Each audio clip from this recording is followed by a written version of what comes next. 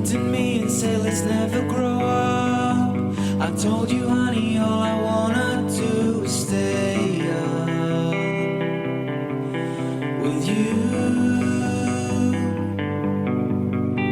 We'll run away and find a place of our own. Follow the coast on down to Mexico,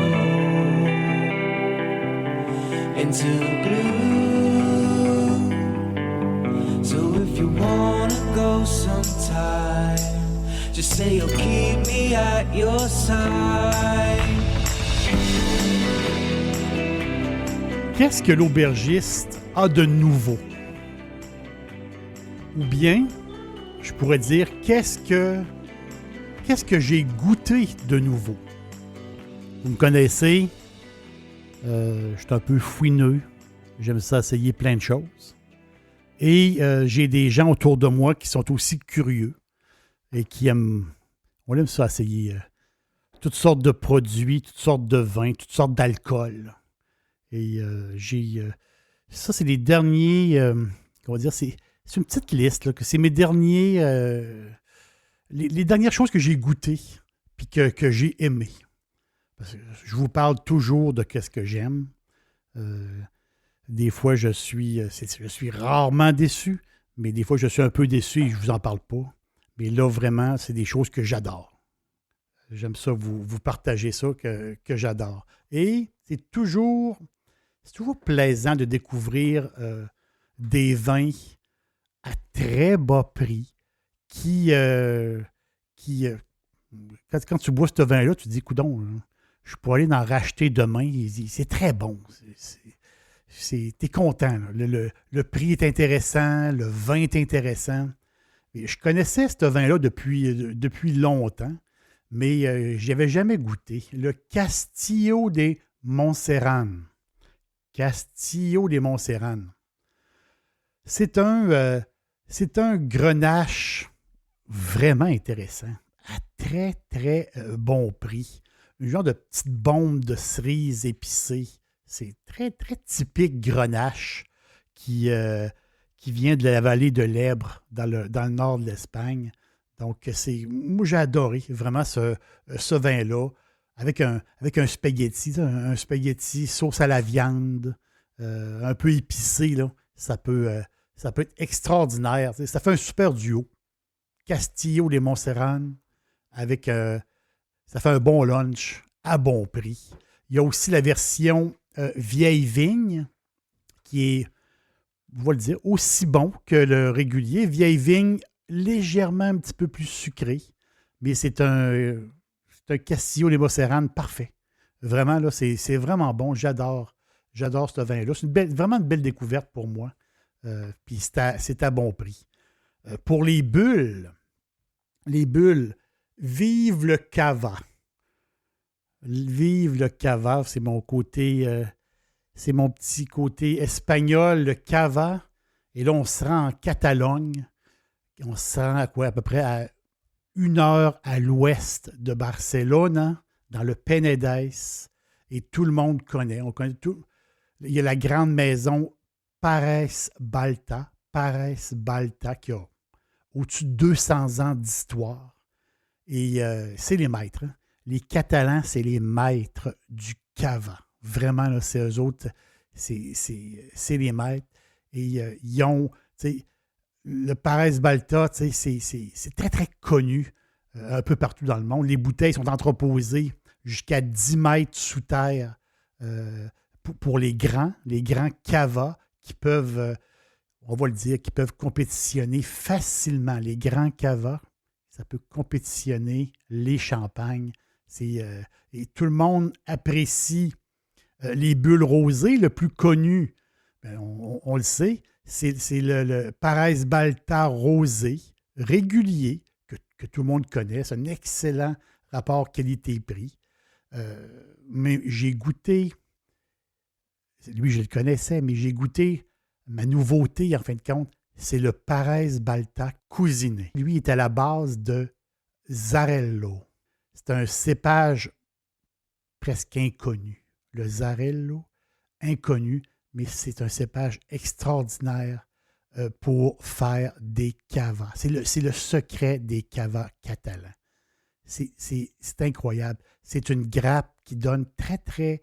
Si cette grappe-là, vous la travaillez et vous la travaillez à bas rendement, donc ça veut dire qu'il n'y a pas beaucoup de grappes par plan de vigne, ça peut donner des merveilles.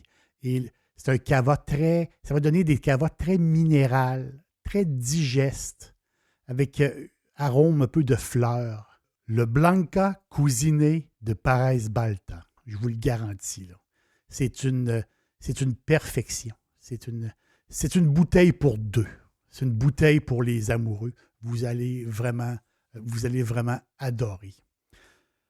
Dans le vin blanc, comme nouveauté, j'ai envie de vous amener vers un blanc, mais plutôt vers un vin orange. Vers les vins oranges. Le Southbrook Vidal. Vidal, on les connaît. C'est un croisement du Trebbiano, le fameux Trebbiano, le Vidal adapté aux températures du Canada, température très, très difficile du Canada. Donc, le Southbrook Vidal de Niagara-on-the-Lake. Le vignoble Southbrook, c'est un vignoble biodynamique. Ils font très, très attention à leur terre. Vraiment, ils ont une manière de fonctionner très... ils sont proches de la nature. Les moutons qui engraissent le sol naturellement. C'est vraiment... Ils ont une twist, vraiment. Je pense que ce vin orange-là, Southbrook Vidal, c'est extraordinaire. C'est incroyable. Le blanc, pour faire du vin orange, on va prendre le raisin. On a le raisin et là, l'enveloppe du raisin trempe longtemps dans le jus. Plusieurs jours. Et c'est ça qui va donner une teinte plus foncée au blanc. Donc, il y a une coloration qui va se faire, justement, quand la peau du raisin blanc trempe longtemps. Et souvent, ils vont laisser simplement, ça va être la grappe au complet qui va travailler et qui va donner une belle coloration orange à ce vin-là. Le Southbrook Vidal, moi, j'ai vraiment aimé. J'ai été surpris. J'ai adoré ça. En apéro, là, c'est fantastique. C'est même spectaculaire quand même. Et je vous amène à un endroit, je ne suis pas un connaisseur, je suis un amateur vraiment dans les gins. Et j'ai goûté de Loop Mission, donc l'entreprise montréalaise qui fabrique justement des jus à partir des surplus de fruits et de légumes. Les autres se sont démarqués, justement, ils ont des jus extraordinaires, les jus Loop, qu'on connaît bien. Puis ils se sont démarqués aussi en lançant des bières. Excellents produits qu'ils ont lancés. J'en ai goûté quelques-unes, vraiment, c'est très, très bon. Mais ils ont sorti un gin vraiment spécial.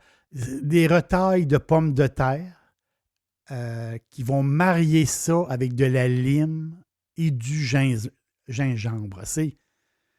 C'est spectaculaire, c'est bon, ça n'a pas de sens avec un long drink. Donc, le gin Loop avec un Sprite, beaucoup de glace. C'est vraiment bon. On a comme c'est le duo, là. Le duo gingembre avec le petit fond de lime. C'est fantastique. Un long drink très, très bon. Quel bon gin, le Loop. Mais un que j'ai adoré aussi, pour moi, qui est une nouveauté, chez Tanqueray. Tanqueray qui est une référence dans les gins. Et le Flor de Sevilla. Flor de Sevilla chez Tanqueray. C'est un gin aromatique aux oranges amères de Séville. Séville. Seulement que prononcer le nom Séville, j'ai 1 million d'images dans ma tête. Quelle ville magnifique. Ceux qui y vont en été, des fois, sont un petit peu sous le choc de la chaleur de Séville en été. Mais quelle ville fantastique, avec la magnifique cathédrale de Séville qui est superbe, et la Giralda qu'on ne peut pas oublier. Et ce gin-là, le Tanqueray, aromatisé Flore de Séville, hein? Vous allez être surpris, là. Vraiment, c'est un produit fantastique que j'ai adoré. Donc, c'est une nouveauté pour moi et j'en suis bien content. Vous savez que je suis un amateur de rhum et que je ne peux pas me passer de mon Bumbu. Un rhum extraordinaire. Une petite bombe de sucre, de caramel. Le Bumbu, après un repas, le Bumbu, c'est un dessert. C'est après un repas, un petit 2 onces de Bumbu. C'est le bonheur total. Je vous invite à écouter le podcast Bumbu, Trésor en bouteille. C'est mon rhum préféré. C'est incroyable. Mais une nouveauté pour moi. Vraiment très, très satisfait. J'ai goûté il y a quelques jours à peine le Plantation Fidji Grand Terroir. Médaille d'or au Rhum Master. Il y a un petit côté noix de coco, beurré. Il a été distillé et lui, il vient de Fidji. Il vient des îles Fidji. Il a fait 7 ans là-bas au Fidji. Et par la suite, il est transporté. Il va faire 2 ans dans des fûts de chêne dans la maison Ferrand en France. Donc, des fûts de chêne français qui va lui donner une nuance un peu plus tannique. Donc, c'est un rhum extraordinaire, vraiment un peu plus dispendieux, je le sais, mais vraiment un achat, très, très bon achat, ce rhum-là, qu'on prend le temps vraiment d'humer. Vraiment, il y a plein de choses de cachées dans ce rhum-là. Le superbe Fidji Grand Terroir de Plantation, j'adore. J'ai vraiment adoré. C'est une belle surprise, c'est une belle nouveauté pour moi. Et je vais vous faire sourire. Caché derrière toutes mes bouteilles, il y a une genre de petite quille là-bas, là, une petite quille blanche qui est là. Une petite quille de Malibu. Malibu, inventée dans les années 80. La liqueur à base de rhum commercial avec du sucre et des extraits de noix de coco. Et moi, je n'avais jamais goûté à ça, même si ça existe depuis très longtemps, depuis les années 80. Je n'avais jamais goûté, jamais bu de Malibu. Puis c'est faible en alcool, quoi, 20, 21, 22% d'alcool. Mais vraiment, le Malibu, un Malibu Sunrise. Puis je suis allé chez des amis.